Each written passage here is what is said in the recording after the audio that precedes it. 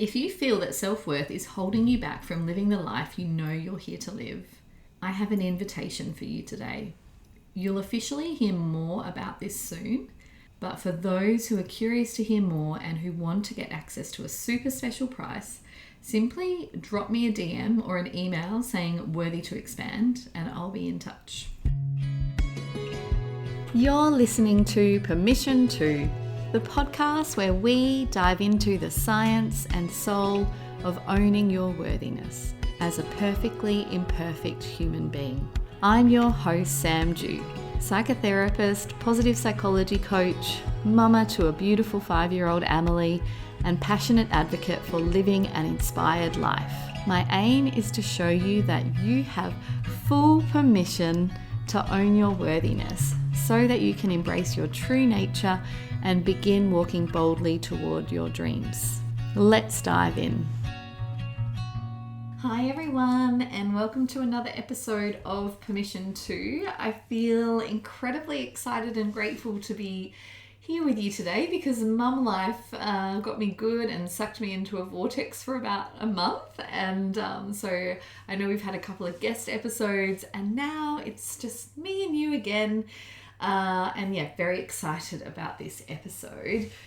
Permission to uncover the sneaky ways that low self-worth could be showing up for you, because I have found, working with thousands of women over the last 15 years, first as a social worker, then a psychotherapist, and now as a coach, I found that this myth comes up over and over again, that there are certain women that just think that self-worth is something that doesn't apply to certain groups of humans. And so this myth that I want to share with you, that I've uncovered and that's come up a lot in my practice, is that low self-worth is only something that people who are struggling with experience. Or to flip that on its head, the myth is that successful, high-achieving women never have challenges with their self-worth. And so that's the sneaky way that low self-worth could be showing up. If you're high achieving, you might think, oh, self-worth doesn't really apply to me. But actually, you can be a high achiever and a confident human being and still have low self-worth. And, you know, I know that because I have experienced low self-worth, even at times when I was like achieving a lot. So there's actually a strong correlation between low self-worth and high achievement, because so often low self-worth can be a powerful motivator behind the drive to succeed. Because if you think about it, when you continually believe that you are not enough or that you're not good enough, then you can continuously have this kind of inner drive pushing you to succeed, to prove your worthiness to yourself. And that might look like accomplishing one thing after the other. And if you have had low self-worth, you may have developed an internal rule to protect yourself from the pain of not feeling good enough. And that rule might be something, this is just an example that I've come across a lot with the women I support, might be something like, if I achieve, if I'm the best at this or I'm the best at that, if I have the perfect relationship or if I'm the perfect mother, then I'm enough. This is why so often we see perfectionism, burnout, and low self-worth going hand in hand. Now, the problem with this rule, like if I do this, then I'm enough, is that pushing ourselves to achieve more and more doesn't actually improve self-worth, because it's not addressing the underlying issue that you don't feel good enough. And often actually, some inner work is needed to address that.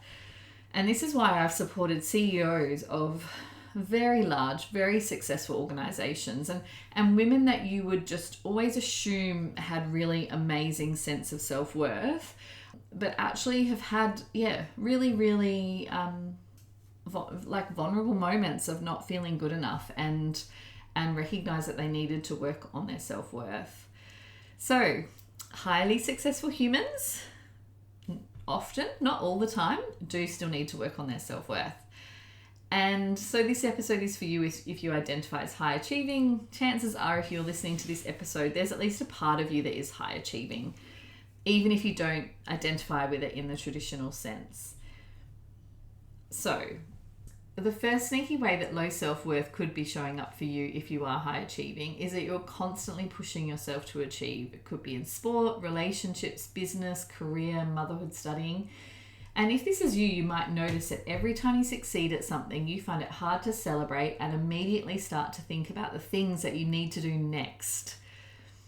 Instead of kind of celebrating and being content in that moment with that, that achievement, you might be straight away like, this is what I need to do next. This is what I should be doing next.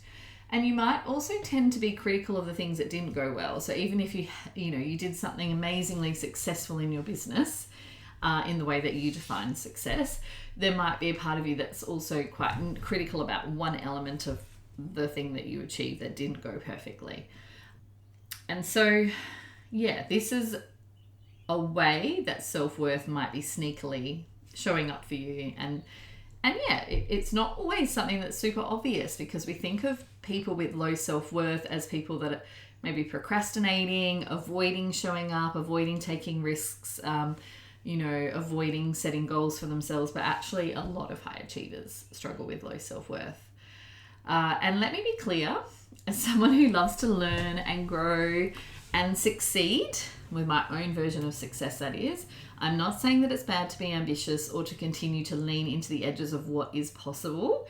Anyone who has worked with me will tell you that I love to encourage people to expand their vision of what's possible. However, where we can get into trouble is when that is purely driven by a sense of not enoughness, and we achieve, but it never feels enough. So we're always constantly pushing the marker of, what we see as successful.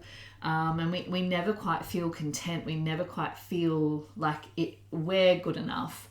And I guess the risk with that kind of drive, when it's low self-worth that's driving you to achieve, is that it can lead to burnout, because we just never feel like it's enough, and so we keep doing more and more and more.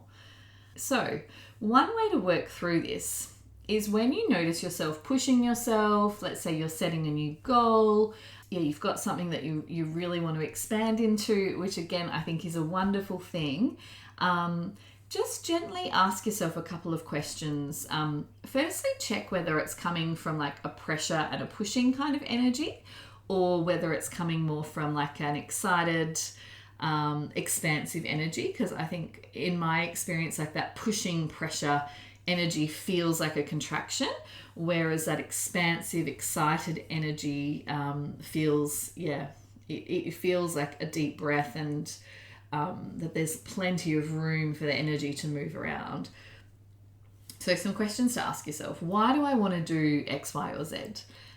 This goal that I'm setting for myself, or this achievement that's really important to me, why do I want to do it? Do I really want to do it, or am I telling myself I should do it? Is it coming from a place of, I don't feel good enough yet, and maybe this will be the thing that makes me feel enough?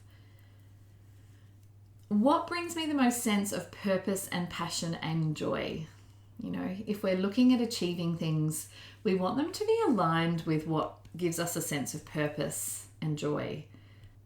And these questions will help you to filter out and decide what to actually say yes to and what to say no to as a high achieving human.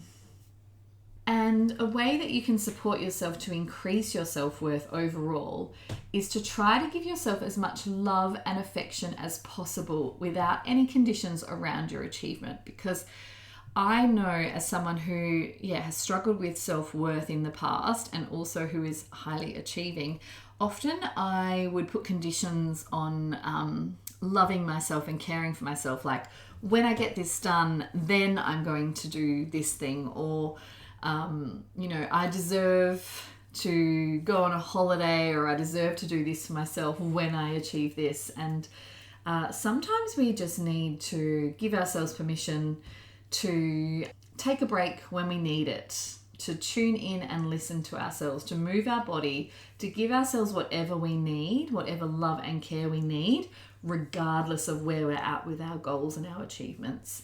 This intention and action is actually rewiring your mind to be like, okay, I'm worthy, I matter, I'm enough, even when I didn't achieve that thing, or if I haven't completed that task yet. And another thing that I would really encourage you to experiment with is just choosing to do something fun without any purpose or reason. So many of the high achievers that I speak to, they always feel like they need to have a reason for doing something. Like it can't just be just because, you know, like they wouldn't just go, oh, I'm just going to do a dance class just because I feel like it. It's going to be like, oh, I need to do a dance class because I need to get fit and healthy, or I need to be really good at this new hobby that I'm starting, instead of actually I just want to like feel the clay in my hands if I'm doing a pottery class and not worry about what the actual finished product looks like. So yeah, choose to do something fun without any purpose or reason. That can be so incredibly healing for your inner child as well.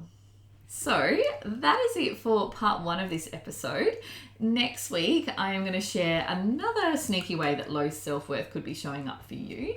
I would be so grateful if you are getting a lot out of these episodes, if you could leave me a 5-star review on Apple Podcast app. And I also love messages. Like if you want to send me a DM and share any feedback or ask any questions or any stories, I really genuinely love hearing from you. So hope to hear from you, and I will chat to you soon on the next episode.